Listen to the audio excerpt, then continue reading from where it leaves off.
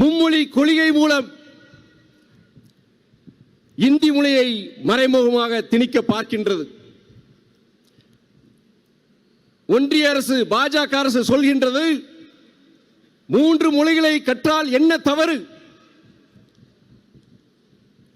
ஹிந்தி மொழியை கற்றால் நல்லதுதானே என்று சொல்கிறார்கள். ஆனால் ஒன்றிய உள்துறை அமைச்சர் திரு அமித்ஷா அவர்கள் ஆங்கிலம் இல்லாத பாரதத்தை உருவாக்குவோம் என்று வட மாநிலங்களில் மேடைதோறும் முழங்குகிறார். உலக தொடர்பு மொழியாம் ஆங்கிலம் இல்லாமல் நாம் செயல்பட முடியுமா? முன்னேற முடியுமா? இல்லை. சரி, ஆங்கிலத்தை தவிர்த்துவிட்டு இந்தி மொழியை, சமஸ்கிருத மொழியை நாம் உலக தொடர்பு மொழியாக வைத்துக் கொள்ள முடியுமா என்றால் இல்லை, அது சாத்தியப்படாது.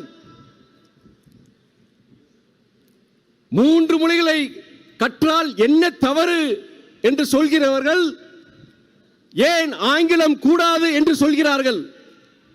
இதில் முற்றிலும் முரண்பாடாக தெரியவில்லையா?